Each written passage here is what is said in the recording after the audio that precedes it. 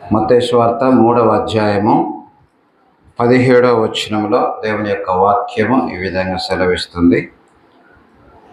మరియు ఇదిగో ఈయనే నా ప్రియ కుమారుడు, ఈయన యందు నేను ఆనందించుచున్నానని యొక్క శబ్దము ఆకాశము నుండి వచ్చెను. ఈయన నా ప్రియ కుమారుడు, ఈయన యందు నేను ఆనందించుచున్నాను. ఓకే, దేవుణ్ణి మనం ఎలా సంతోషపెట్టగలం? దేవుడు ఎలా ఆనందించగలడు? మనల్ని బట్టి, మన జీవితాలను బట్టి. మన యొక్క గురి, మన యొక్క లక్ష్యము అదే అయి ఉండాలి. నా ద్వారా, నా జీవితం ద్వారా, నా కుటుంబము ద్వారా మేము దేవుణ్ణి సంతోషపెట్టాలి. మమ్మల్ని బట్టి దేవుడు సంతోషించే విధంగా మేము జీవించాలి. ఎలా? అది మనం నేర్చుకొని దేవునికి ఇష్టమైనటువంటి జీవితాలు, దేవుణ్ణి సంతోషపెట్టే జీవితాలను మనం జీవించాలి. కాబట్టి అంటే మనకు ఒక ఆత్మీయంగా మనకు అనిపిస్తూ ఉంటుంది, ఎస్, నేను నా జీవితం ద్వారా దేవుణ్ణి సంతోషపెట్టాలి, నా పిల్లల ద్వారా, నా కుటుంబం ద్వారా దేవుణ్ణి సంతోషపెట్టాలి అనేసి అనుకుంటా ఉంటాం. అందుకే ఈ మాట రాయబడ్డది ఇక్కడ. దేవుడే సాక్ష్యం ఇస్తున్నాడు, ఈయన నా ప్రియ కుమారుడు, ఈయన యందు నేను ఆనందించుచున్నాను. ఈ మాట మన గురించి ప్రభు చెప్తే ఎంత బాగుండవు కదా. ఈయన నా ప్రియ కుమార్తె, ఈమె యందు నేను ఆనందించుచున్నాను. ఈయన నా ప్రియ కుమారుడు, ఈయన యందు నేను ఆనందించుచున్నాను. అలా దేవుడు చెప్పాలంటే, ఇది యేసు క్రీస్తుని గురించి రాయబడినటువంటి మాట. కాబట్టి ఎందుకు అలా చెప్పాడు అనంటే, యేసు క్రీస్తు యొక్క జీవితం అలా ఉన్నది.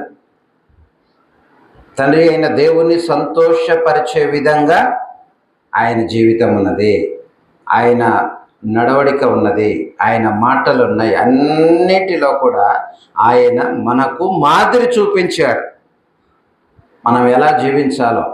అందుకే ఆయనను అనుసరించి నడిస్తే చాలు, మనం కూడా దేవుణ్ణి సంతోషపెట్టే బిడ్డలంగా ఉంటారు. ఆయనను అనుసరించి నడిస్తే చాలు. కాబట్టి ఒక 5 విషయాలు నేను జ్ఞాపకం చేస్తాను దేవుని వాక్యములో నుండి క్లుప్తంగా. ఒక 5 విషయాలు. మరి ఏ విధంగా మనము దేవుణ్ణి సంతోషపెట్టగలము? దేవుణ్ణి సంతోషపెట్టడానికి మనం చేయాల్సినటువంటి ఒక 5 పనులు. ఏం పనులు అవి అని అంటే, మొట్టమొదటిది, రండి వాక్యంలోనికి రండి.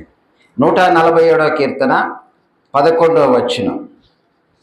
147వ కీర్తన 11వ వచనంలో రాయబడ్డది. దేవుడు ఎట్లా ఆనందిస్తాడు, ఎలా సంతోషిస్తాడు, ఎలాంటి వారిని బట్టి అని అంటే ఆ మాటలో రాయబడ్డది. తన యందు భయభక్తులు గలవారి యందు,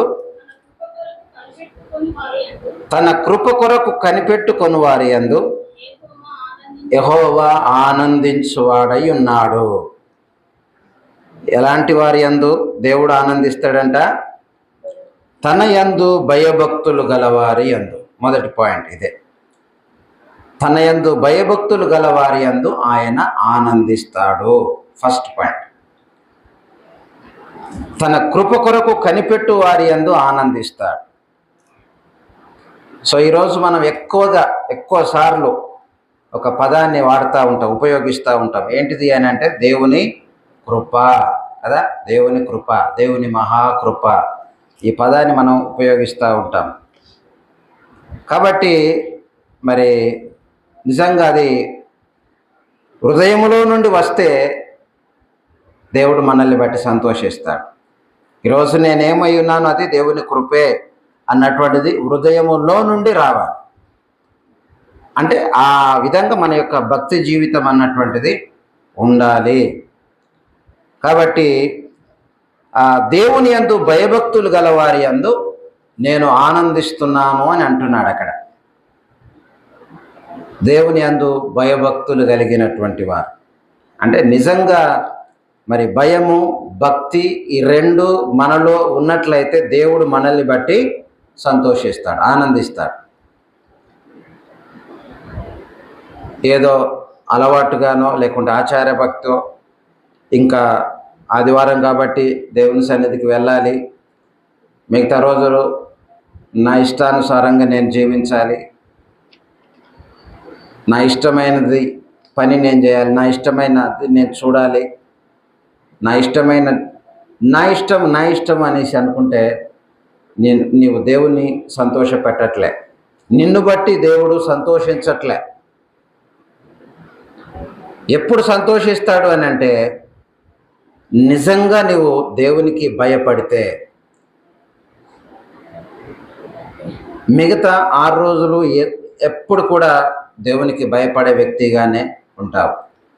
అప్పుడు అన్ని విషయాలు దేవుని సంతోషపెట్టాలనేసి అనుకుంటా ఉంటాం. మనం ఏదైనా చూడకూడని చూసినప్పుడు దేవుడు దుఃఖపడతాడు, చేయకూడదు చేసినప్పుడు దేవుడు దుఃఖపడతాడు, అనకూడని అన్నప్పుడు, కాని మాటలాడినప్పుడు దేవుడు దుఃఖపడతాడు.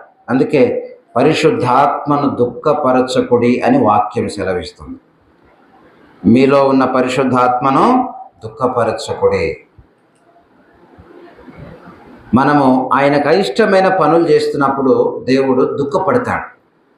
అదే ఆయనకి ఇష్టమైన పనులు చేస్తున్నప్పుడు దేవుడు సంతోషిస్తాడు, ఆనందిస్తాడు.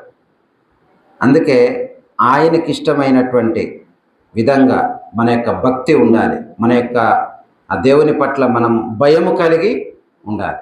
భయం కలిగి ఉండడం అని అంటే ఎగ్జాంపుల్గా యోసేపును మనం చూస్తాం. యోసేపు కదా, ఒక్కడే ఉన్నాడు, ఎవరు లేరు. పాపం చేయడానికి తనకు ఒక ఆఫర్ వచ్చింది, కానీ ఆయన దేవునికి భయపడినటువంటి వాడు ఏం చేశాడు? పాపము నుండి పారిపోయాడు కదా. దాని పర్యవసానం ఏదైనా పర్లేదు కదా, నిందలైనా అవమానాలైనా చివరికి జైలు జీవితమైనా పర్లేదని అక్కడి నుండి పారిపోయాడు. దాని ఫలితము ఆయన చెరసాలకు వెళ్ళాడు. అయినా బాధపడలేడు, ఎందుకంటే అక్కడ కూడా దేవుడు తోడుగా ఉండి ఆశీర్వదించి తర్వాత బయటకు తీసుకొచ్చి ఉన్నతమైనటువంటి సింహాసనం మీద కూర్చుండబెట్టాడు. కాబట్టి దేవుని యందు భయము కలిగి ఉండాలి. దేవుని భయం ఉంటే ప్రార్థన సమయంలో ప్రార్థన చేస్తూ ఉంటాం. కుటుంబ ప్రార్థన కానీ, వ్యక్తిగత ప్రార్థన కానీ, ప్రతిరోజు నీవు దేవునికి భయపడేవాడవైతే ప్రతిరోజు ఎంత సమయాన్ని దేవుని కొరకు కేటాయిస్తున్నావు? కుటుంబముగా కలిసి దేవుని ఆరాధిస్తున్నారా? వ్యక్తిగతంగా ప్రార్థిస్తూ ఉంటున్నారా? మన భక్తి, మన భయము ఎక్కడున్నది? ఒకవేళ నీవు అలా చేస్తున్నావంటే నీవు ధన్యుడవు, నీవు దేవునికి భయపడుతున్నావు, నీవు భక్తి కలిగి ఉన్నావు. అయితే నిన్ను బట్టి దేవుడు సంతోషిస్తున్నాడు. అలా చేస్తున్నటువంటి వారందరిని బట్టి దేవుడు సంతోషిస్తున్నాడు. దేవునికి స్తోత్రం, హల్లెలూయా. దేవుడు సంతోషించే భక్తిని కలిగి ఉందా? కాబట్టి తన యందు భయభక్తులు గలవారి యందు ఆయన ఆనందిస్తాడు అని రాయబడ్డది.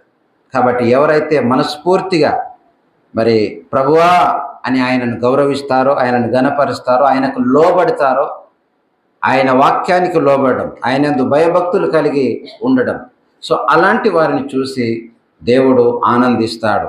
కాబట్టి ఈ లక్షణం నీలో ఉన్నట్లయితే దేవుడు నిన్ను బట్టి సంతోషిస్తాడు, ఆనందిస్తాడు. ఒకసారి పరిశీలన చేసుకోవాలి. ఈ లక్షణము నాలో ఉన్నదా?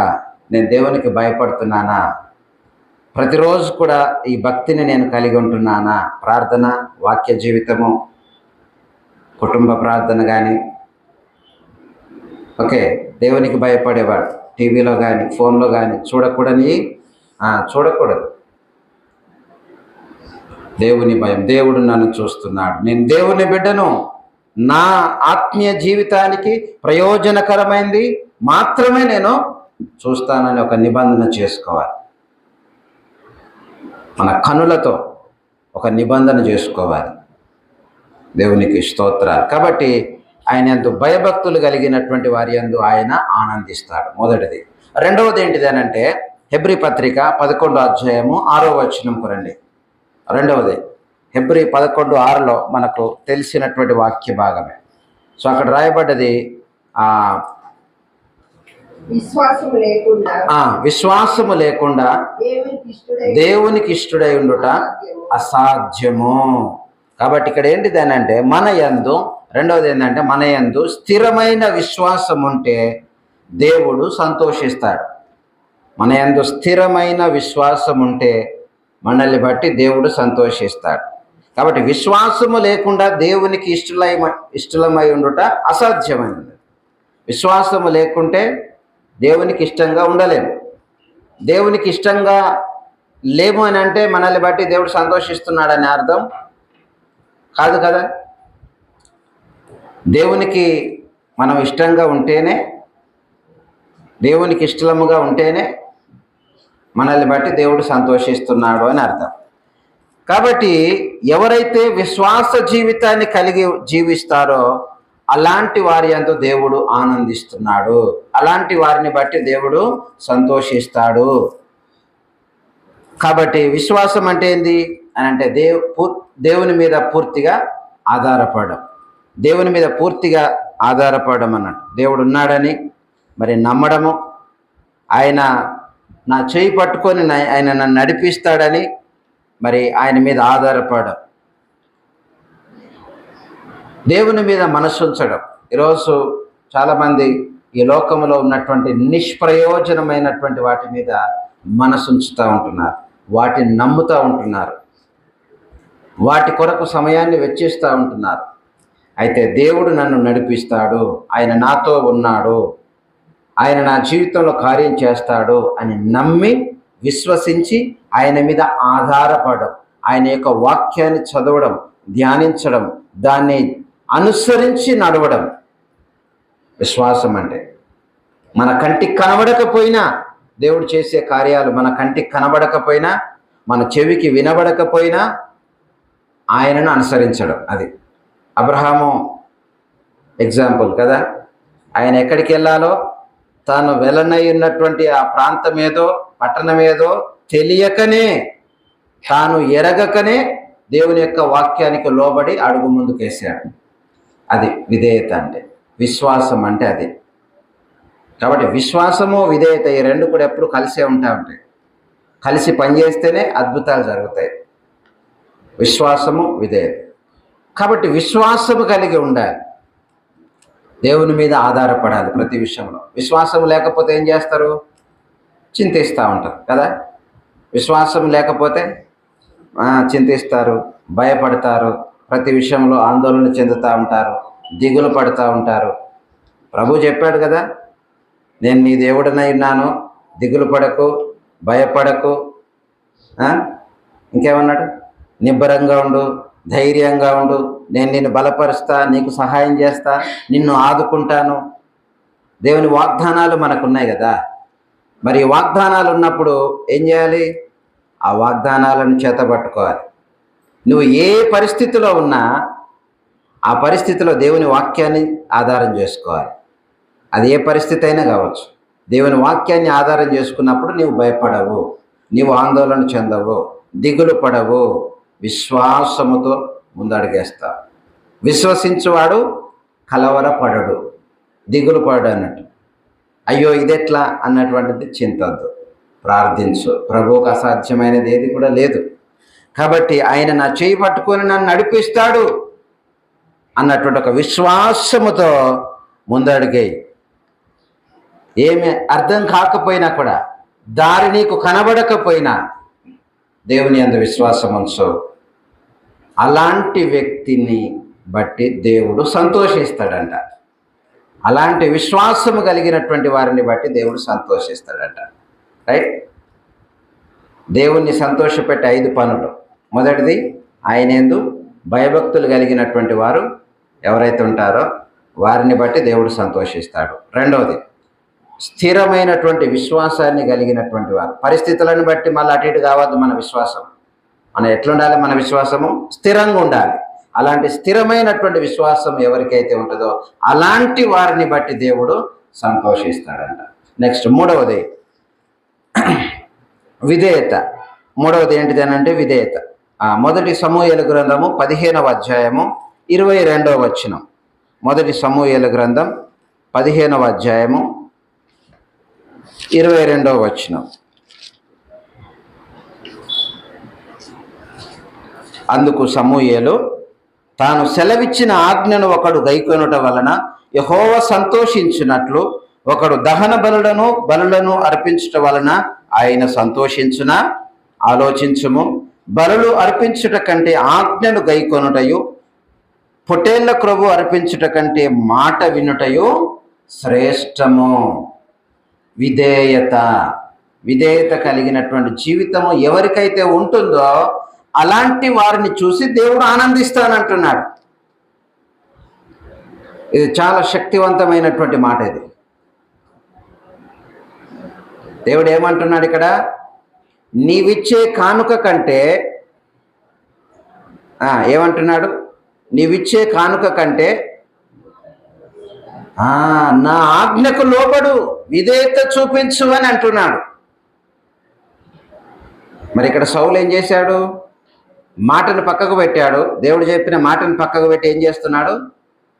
కానుక ఇవ్వడానికి ఇష్టపడుతున్నాడు. ఇవి ఎందుకొరకు అని అంటే, ప్రభువా నీ కొరకే, ఇవి శ్రేష్టమైన నీ కొరకు నేను పక్కకు పెట్టినా అనేసి అంటున్నాడు. అక్కడ ఆ పై వచనాలలో చూస్తే ఇవన్నీ ఎందుకు అనేసి అంటే శ్రేష్టమైనవి.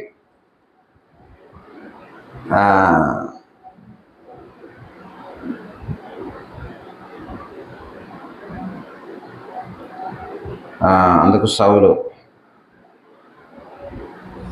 15వ వచనం. అందుకు సౌలు, అమాలేకీయుల యొద్ద నుండి జనులు వీటిని తీసుకొని వచ్చిరి. నీ దేవుడైన యెహోవాకు బలులు అర్పించుటకు జనులు గొర్రెలలోనూ ఎడ్లలోనూ మంచి వాటిని ఉండనిచ్చిరి. మిగిలిన వాటన్నిటిని మేము నిర్మూలన చేసితిమనగా, సమూయేలు నీవు మాటలాడ పని లేదు. యెహోవా రాత్రి నాతో సెలవిచ్చిన మాట నీకు తెలియజేతూ వినుమని సౌలుతో అనగా, సౌలు చెప్పుమనను. అందుకు సమూయేలు, నీ దృష్టికి నీవు అల్పుడవుగా ఉన్నప్పుడు ఇశ్రాయేలీల గోత్రములకు శిరస్సు అయితివి. యెహోవా నిన్ను ఇశ్రాయేలు మీద రాజుగా అభిషేకించెను. మరియు యెహోవా నిన్ను సాగనంపి, నీవు పోయి పాపాత్ములైన అమాలేకీయులను నిర్మూలన చేయము, వారు లయమగు వరకు వారితో యుద్ధం చేయమని సెలవీయగా, నీవు ఎందుచేత యెహోవా మాట వినక దోపుడు మీద ఎగబడి ఆయన దృష్టికి కీడు చేస్తివనెను. అందుకు సౌలు, ఆ మాట అనవద్దు. నేను యెహోవా మాట విని యెహోవా నన్ను పంపిన మార్గమున పోయి అమాలేకీయుల రాజైన అగగును తీసుకొని వచ్చి తిని, కానీ అమాలేకీయులను నిర్మూలన చేసి తిని. అయితే గిల్గాలులో నీ దేవుడైన యెహోవాకు బలి అర్పించుటకై జనులు శపితములైన గొర్రెల్లోను ఎడ్లలోను ముఖ్యమైన వాటిని తీసుకొని వచ్చిరని సమూయేలుతో చెప్పాను. అందుకు సమూయేలు అంటున్నాడు, తాను సెలవిచ్చిన ఆజ్ఞను ఒకడు గైకొనుట వలన యెహోవా సంతోషించున్నట్లు ఒకడు దహన బలులు అర్పించుట వలన ఆయన సంతోషించునా? ఆలోచించుము. బలులు అర్పించుట కంటే ఆజ్ఞను గైకొనుటయు, పొట్టేళ్ల కొవ్వు అర్పించుట కంటే మాట వినుటయు శ్రేష్టం. కాబట్టి 23లో కింద లైన్లో అంటాడు, యెహోవా ఆజ్ఞను నీవు విసర్జించితివి కనుక నీవు రాజుగా ఉండకుండా ఆయన నిన్ను విసర్జించాడు. మాట, దేవుని మాట వినకుండా దేవుని కొరకు మనం ఏమి చేసినా, ఎంత చేసినా, ఎంత ప్రయాసపడినా అది వ్యర్థమే. అర్పించు, చెయ్యు దేవుని కొరకు. అయితే దానికంటే ముందు చేయాల్సిన ప్రాముఖ్యమైన పని ఏంటంటే దేవుని మాటకు లోబడాలి. దేవుడు చెప్పింది చేయాలి, అంతే. విధేయత చూపడము చాలా ప్రాముఖ్యం. ఎవరైతే విధేయత చూపిస్తారో వారిని బట్టి నేను సంతోషిస్తాను అంటున్నాడు దేవుడు.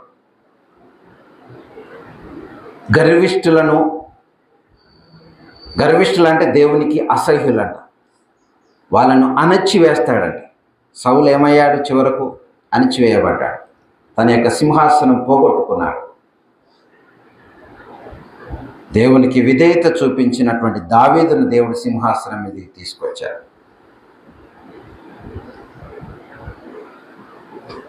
దావీదు వినయము, విధేయత కలిగిన వాడు. తను పాపం చేసినప్పుడు కూడా తన పాపాన్ని గ్రహించి పశ్చాత్తాపడతాడు. దానికి ఫలితంగా తన యొక్క సింహాసనాన్ని దేవుడు స్థిరపరుస్తాడు. దేవుని యొక్క హృదయానుసారి అయ్యాడు. తన సింహాసనాన్ని స్థిరపరుస్తాడు. తను మాత్రమే కాకుండా తన కుమారులు, తన తర్వాత సంతతి కూడా ఆ సింహాసనం మీద ఉంటారు. తర్వాత యేసు ప్రభు కూడా దావీదు కుమారుడుగా ఈ లోకానికి వస్తాడు. ఇప్పుడు ఆయన మరలా రాబోతున్నాడు. ఆ దావీదు సింహాసనం మీద కూర్చొని రాజ్యం ఏలడానికి దావీదు కుమారుడుగా ఆయన రాబోతుంది. దేవుడు అంత గొప్ప ఆధిక్యతనిచ్చాడు దావీదు. ఎందుకు అని అంటే దేవుని మాట వినట, దేవునికి విధేయత చూపడం, దేవుని యొక్క హృదయాన్ని అర్థం చేసుకొని ఆయన చిత్తాన్ని జరిగించడం, అలాగూ చేయడం. అలా ఎవరైతే చేస్తారో వారిని బట్టి నేను సంతోషిస్తాను అనేసి అంటున్నాడు ఇక్కడ. కాబట్టి దేవుని యొక్క మాటకు విధేయత చూపడం అంటే అర్థం ఏంటిది అంటే, ఎగ్జాంపుల్, ఈరోజు ప్రార్థన చేసే అలవాటు లేదు అనుకుందాం. ఓకే, వ్యక్తిగతంగా ఇంటికి వెళ్ళిన తర్వాత నీ ఇంటి దగ్గర ప్రతిరోజు నీకు వ్యక్తిగతంగానో కుటుంబం కలిసో ప్రార్థించే అలవాటు లేదు. కేవలం ఆదివారం నాడు ఇక్కడికి వస్తున్నావు, ప్రార్థన చేస్తున్నావు.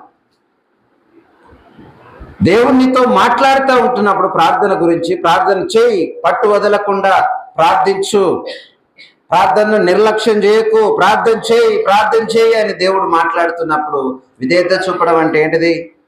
ప్రభువా నన్ను క్షమించమనేసి అడిగి నువ్వు పోయి ఈ రోజు నుండి ప్రతిరోజు కూడా వ్యక్తిగతంగా ఉదయము, సాయంకాలము, తర్వాత కుటుంబ ప్రార్థన నువ్వు ఎప్పుడైతే కలిగి ఉంటావో, దాన్ని స్టార్ట్ చేస్తావో, దాన్ని మొదలుపెట్టి నీవు అనుసరిస్తూ ఉంటావో, అది విధేయత చూపడం అన్నట్టు. జస్ట్ ఈ మాటని ఇక్కడే విని వదిలేసి వెళ్ళిపోతే అది విధేయత చూపించినట్టు కాదు. మనం ఏ విషయంలోనైతే తప్పిపోతున్నామో దాన్ని గ్రహించి, అవును ప్రభువా ఇది నా తప్పు, ఇది నా పొరపాటు, నేను పాపం చేశాను, నన్ను క్షమించు ప్రభువా, నేను నీతో గడపలేకపోతున్నాను, నీవు ఆశించిన విధంగా నేను జీవించలేకపోతున్నాను, నన్ను క్షమించు ప్రభువా అని అడిగి, క్షమాపణ అడిగి, దాన్ని ఎక్కడైతే తప్పిపోతున్నావో దాన్ని తిరిగి చేయడానికి నీవు ఎప్పుడైతే ఒక తీర్మానం చేసుకుంటావో, దాన్ని ఎప్పుడైతే అనుసరించి నడుస్తావో, అది దేవునికి విధేయత చూపించినట్టు. అప్పుడు నిన్ను బట్టి, నన్ను బట్టి దేవుడు సంతోషిస్తాడు. విధేయత చూపించే వారిని బట్టి దేవుడు సంతోషిస్తాడు. కాబట్టి విధేయత కావాలి. నెక్స్ట్ 4వ మాట. సో మొదటిది, దేవుని యందు భయభక్తులు కలిగిన వారిని బట్టి దేవుడు సంతోషిస్తాడు. రెండవది, మనం స్థిరమైనటువంటి విశ్వాసాన్ని కలిగి ఉంటే అలాంటి వారిని బట్టి దేవుడు సంతోషిస్తాడు. మూడవది, విధేయత ఎవరైతే చూపిస్తారో అలాంటి వారిని బట్టి దేవుడు సంతోషిస్తాడు. 4వది ఏంటిదేనంటే, హెబ్రీ పత్రిక 13వ అధ్యాయము 16వ వచనంకు రండి. హెబ్రీ 13:16వ వచనం.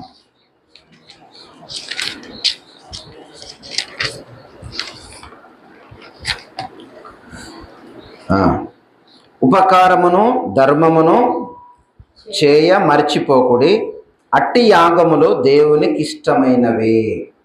ఉపకారమును ధర్మమును చేయ మర్చిపోకుడి, అట్టి యాగములు దేవునికి ఇష్టమైనవి. దేవునికి ఇష్టమైనది ఏంటిది? సో దేవునికి ఇష్టమైనటువంటి వాటి యందు దేవుడు సంతోషిస్తాడు. సో ఏంటిది ఇక్కడ అంటే, ఉపకారమును ధర్మమును చేయడం అన్నట్టు. కాబట్టి దేవుణ్ణి సంతోషపెట్టే మరొక పని ఇక్కడ ఏంటిది అని అంటే, ఉపకారం చేయడం, ధర్మం చేయడం. నిజమే, లేని వారికి ఇవ్వడము మనము నేర్చుకోవాలి. మనకంటే తక్కువగా, సో మనం ఏదో బాగా కలిగి ఉన్నామని కాదు, కానీ మనకంటే తక్కువగా దీనస్థితిలో ఉన్నటువంటి వారి పట్ల, అలాంటి వారిని మనం చూసినప్పుడు, మనకు ఎదురైనప్పుడు, మనకు కలిగిందేదో, మనకు తోచిందేదో మనము చేయడం నేర్చుకోవాలి. కాబట్టి మరి అలాంటి వాక్యంలో ఉన్నది నిజమైన భక్తి ఏంటిది అని అంటే, విధవరాలను, అనాథలను, వారి ఆ దిక్కులేనటువంటి వారిని వారి యొక్క ఇబ్బందులలో పరామర్శించడము, అలాంటి వారికి సహాయం చేయడం అనేసి దేవుని యొక్క వాక్యంలో ఉన్నది. కాబట్టి ధర్మకార్యాలు చేయడం అన్నట్టు, ధర్మకార్యాలు చేయడం.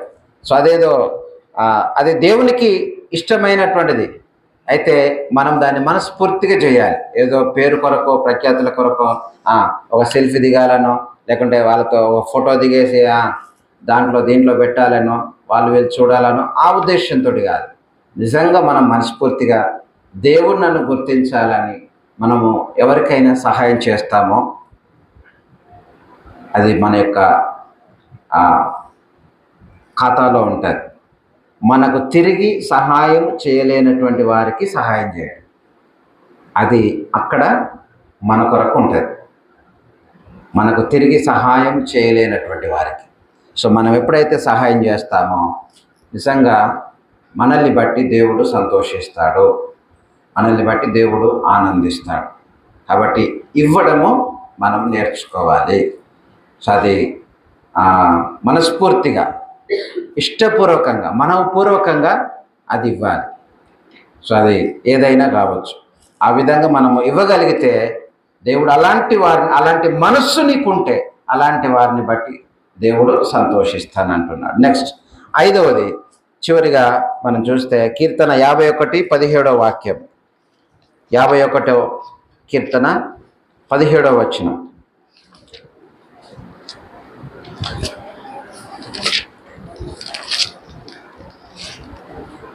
విరిగిన మనసే దేవునికి ఇష్టమైన బలి.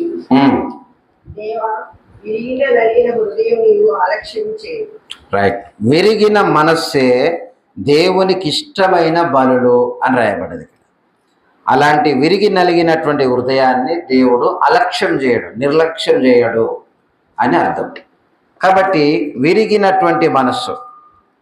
సో బైబిల్లో హృదయాన్ని కదిలించే మాట ఏదైనా ఉన్నదంటే అది ఇదే, విరిగి నలిగినటువంటి మనస్సు. ఇది దేవునికి కావాలి. సో ఎప్పుడైతే మనం తప్పు చేస్తామో మనస్ఫూర్తిగా పశ్చాత్తాపపడి దేవా నన్ను క్షమించు అని ఎప్పుడైతే మోకరించి ఆయన వైపుకు చూస్తామో అలాంటి వారిని చూసి ప్రభు ఆనందిస్తాడంట. తప్పు చేయని వారు ఎవరు లేరు. ఏదో సందర్భంలో ఏదో బలహీనతలలో తప్పు చేస్తుండొచ్చు. దావీదు కూడా పాపం చేసినటువంటి ఆ సందర్భంలోనే ఈ మాట ఈ 51వ కీర్తన రాశాడు. అప్పుడే పశ్చాత్తాప పడుతూ రాశాడు అన్నది. కాబట్టి అయితే అలాంటి విరిగిన హృదయం, పశ్చాత్తాపముతో కూడినటువంటి హృదయం మనం కలిగి ఉంటే దేవుడు అలాంటి హృదయాన్ని బట్టి సంతోషిస్తాననేసి అంటున్నాడు. విరిగి నలిగినటువంటి హృదయం. కాబట్టి నీ పూర్ణ హృదయంతో, నీ పూర్ణ ఆత్మతో, నీ పూర్ణ శక్తితో ఆయనను ప్రేమించగలగాలి, ఆయనను స్తుతించగలగాలి, ఆయనను ఆరాధించగలగాలని దేవుని యొక్క వాక్యము చూస్తూ ఉంటున్నాం. కాబట్టి అలాంటి వారిని బట్టి సంతోషిస్తాడంట. అలాంటి వారి కొరకు ఆయన ఎదురు చూస్తూ ఉంటున్నాడు పూర్ణ హృదయంతో. సగం సగం కాదు.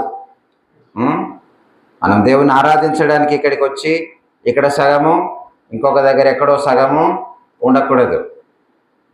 హృదయపూర్వకంగా దేవుని ఆరాధించాలి. విరిగి నలిగినటువంటి హృదయముతో దేవుని సన్నిధిలో ప్రార్థించాలి, పశ్చాత్తాపడాలి. ప్రభువా, ఈ విషయంలో నేను తప్పిపోయాను, ఈ వారంలో ఈ విషయంలో నేను తప్పిపోయాను, నన్ను క్షమించు ప్రభువా అని మనము దేవుని సన్నిధిని అడగాలి.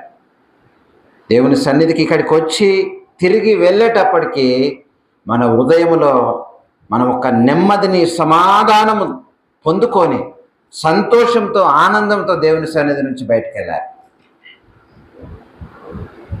ప్రతి వారము కూడా అలాగే జరగాలి. దేవుని సన్నిధికి మనం ఎలా వచ్చామో అలా వెళ్ళకూడదు. ఒట్టి చేతులతోటి వెళ్ళకూడదు, ఖాళీ హృదయాలతోటి వెళ్ళకూడదు. దేవుని సమాధానంతో నింపబడి వెళ్ళాలి. అలా నింపబడాలంటే మన హృదయం ఖాళీ చేయబడాలి. దేవుని సన్నిధికి వచ్చినప్పుడు ఖాళీ హృదయంతో ప్రభువా అని ఆయన తట్టు చూడాలి. మనం ఏ విషయంలో తప్పిపోయామో క్షమాపణ అడగాలి, పశ్చాత్తాపడాలి, హృదయాన్ని దేవుని వాక్యము కొరకు సంసిద్ధం చేసుకోవాలి. ఆ విధంగా మనల్ని మనం ప్రభు హస్తాలకు అప్పగించుకోవాలి. కాబట్టి విరిగి నలిగినటువంటి వారిని బట్టి దేవుడు సంతోషిస్తాడు. అలాంటి హృదయం కలిగినటువంటి వారు ఆ విధంగా మనం ఎప్పుడైతే దేవుని సన్నిధిలో ఉంటామో దేవుడు మనల్ని బట్టి సంతోషిస్తాడు. ఈ 5 గుణాలు నాలో ఉన్నాయా అని మనకు మనమే ప్రశ్నించుకుందాం ఒకసారి. ఓకే, తల వంచండి, మనల్ని మనము ప్రభు హస్తాలకు అప్పగించుకుందాము. ఈ 5 గుణాలు నాలో ఉన్నాయా అని ఎవరికి వారే ఆత్మ పరీక్ష చేసుకోవాలి. Self checking. నీకు నీవే పరీక్షించుకోవాలి. ఎన్ని ఉన్నాయో చూసుకోండి, ఏవి లేవో చూసుకోండి. ఏవి లేవో అవి చేసే ప్రయత్నం చేయండి. ఖచ్చితంగా దేవుడు మీ యందు ఆనందిస్తాడు, సంతోషిస్తాడు. దేవుని యందు భయభక్తులు కలిగిన వారి యందు ఆనందిస్తారంటున్నాడు. నీ భక్తి, దేవుని పట్ల నీకు భయము ఎంతవరకు ఉన్నది ఒకసారి ఆలోచించు. రెండవదిగా స్థిరమైనటువంటి విశ్వాసం. నీ విశ్వాసాన్ని బట్టి దేవుడు సంతోషిస్తున్నాడా? బలమైన స్థిరమైనటువంటి విశ్వాసాన్ని కలిగి ఉండు. ఏ పరిస్థితిలోనైనా బలహీనపడకు. విశ్వసించువాడు కలవరపడడు. అలాంటి విశ్వాసాన్ని నీవు కలిగి ఉండవు. నిన్ను బట్టి దేవుడు సంతోషిస్తాడు. విధేయత కలిగి ఉండు. దేవుని వాక్యానికి లోబడు. దేవుడి వాక్యం నిన్ను ఏం చేయమంటుందో అది చేయడానికి ఇష్టపడు. దేవుడు నీతో మాట్లాడే ప్రతి మాటకు లోబడు. విధేయత కలిగి జీవిస్తే దేవుడు నిన్ను బట్టి, నన్ను బట్టి దేవుడు సంతోషిస్తాడు. ఇచ్చే హృదయాన్ని కలిగి ఉండు. దేవుడు మనకిస్తున్నాడు, మనం తిరిగి ఇవ్వగలగాలి. అలాంటి ఇచ్చే హృదయాన్ని కలిగి ఎవరైతే ఉంటారో వారిని బట్టి దేవుడు సంతోషిస్తానంటున్నాడు. విరిగి నలిగినటువంటి మనసు కలిగినటువంటి వారిని బట్టి దేవుడు సంతోషిస్తాడు. అది ఆయనకు చాలా ఇష్టము. విరిగి నలిగినటువంటి హృదయం ప్రభువుకు కావాలి.